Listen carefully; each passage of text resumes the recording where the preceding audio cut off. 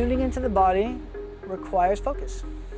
And if your mind is going a mile a minute, you may not have the focus. So the first step would be getting out of that, once again, that defense physiology to allow yourself to express what you're feeling, and where you can feel safe to look inside and begin to listen to what's going on there and why. And give yourself permission to come up with answers. Most people say, oh, well, I listened to my knee and it didn't tell me anything. Well, did you really allow yourself to listen to what your knee had to tell you? It's a common story that I've heard with people going through a process. Someone comes in saying, well, it's just my ankle. I just twisted my ankle. It's not a big deal. I'm playing sports and that's all. Just fix my ankle. I said, well, just take a minute and listen to your ankle. Put your hands there and just listen and feel and just see what comes up. And maybe nothing related at all to the ankle situation, but a whole series of other things may come up. Like maybe now that I've twisted my ankle, I won't be able to work. And if I can't work, I can't feed my family. And really my big fear is not being able to feed my family and take care of everyone. And you go through this whole process, release it, and suddenly you feel 10 pounds lighter. And twisting the ankle had really nothing to do with it, but it gave you permission to look inside. We are definitely all connected. That's something that we actually work with every day. There's certain theories of physics, unified string theory, that say we're all connected by a series of strings. And actually working with network is something you can actually observe, working with strings and seeing people move and respond in relation to these energetic connections that we all have. So what we're seeing here is a system for helping the body learn strategies of self-awareness. With light contacts on the spine and in the energetic fields, the body's learning to open up and expand, and to learn to look into itself as well and recognize its present state. The places that we're touching are places on the body where it's actually the body's most perfect, where there's the most energy and where it's the most receptive to receive information about its state. And as we make those contacts, the body begins to self-inspect. It starts to look inside and recognize patterns that have accumulated from all of the stress in life. From those patterns, the body develops specific strategies for learning to work on recognizing and redistributing the tension and energy within the body. So that's where you're seeing the changes in breathing. You're seeing the motion in the spine. You're seeing the body opening up. It's opening up energetic centers, both physically and energetically, in the movements that you're seeing here on the table. Our body, physically and energetically, is like a hard drive on a computer. All of the information, all of our life processes that haven't been resolved just get stored and accumulate there. And that accumulation does the same thing in our bodies as it does on a hard drive. You know, when your computer is full of files, it doesn't work very well. So another aspect of network is basically helping your body learn to recognize and just release all of the unresolved events that are stored there. My experience is from the moment we're born, we're subjected to stress. And if that stress isn't resolved, it's stored in the body. We're bringing stress and stressful events from past lives into our lives, into this present body.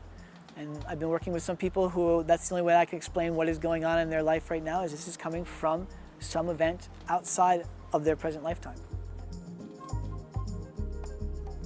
The body is an amazing storehouse of information.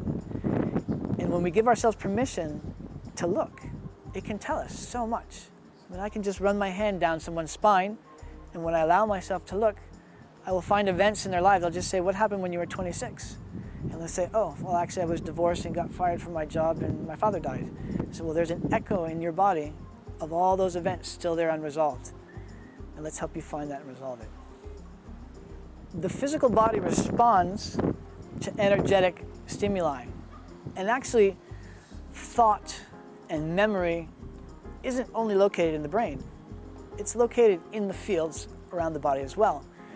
And so basically the body is responding to what's going on in the fields, what's stored in the fields. I can access it through the body, and the body releases it through the fields. And what's really amazing about the process of network spinal analysis is we're actually developing new strategies that have never been before available to humankind. We're developing something called gateways.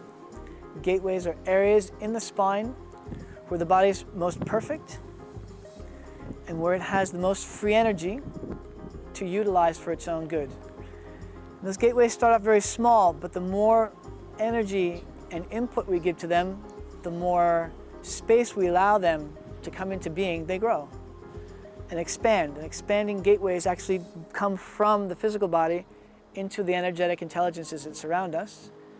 And we can use those gateways to increase our communication with our energetic intelligences. The starting point really is the body.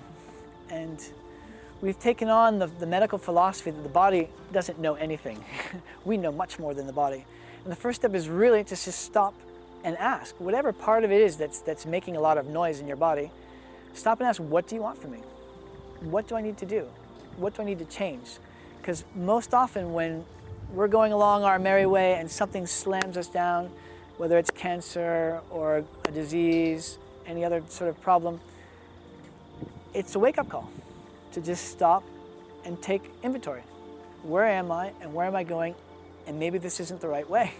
Maybe this is why I've got this disease, why I've got this disc herniation. It's just to make me stop and look and listen. You know, one of the other aspects of network spinal analysis is learning to listen to the whispers of your body before they have to turn into screams. Wouldn't the world be a lot happier if we could do that? So, with cancer, I wouldn't say don't use medicine, but I would say use medicine to give you time. Because the medicine won't cure you. Making the change that your body requires is what's going to cure you. Use the medicine if you need to, if you need more time to figure it out, but don't just take the medicine as a cure. The cure is going to come from within inside. It's going to come from you understanding the process, understanding where you are, and creating the change in your life that you need to heal. Some people need to go through a terrible experience, the wake-up call, the huge depression, losing a loved one, to get that wake-up call to start to look inside. We could do that without having to have the wake-up call. It'd be a lot nicer not to have to go through the depression, not to go through the death, to get to that space within us where we're all one, where we're all connected.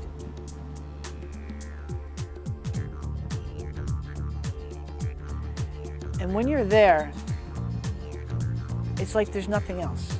There's just the oneness. You're just floating and you're light. And there's no other way to describe just being in that state of total connection with everything that is and has ever been.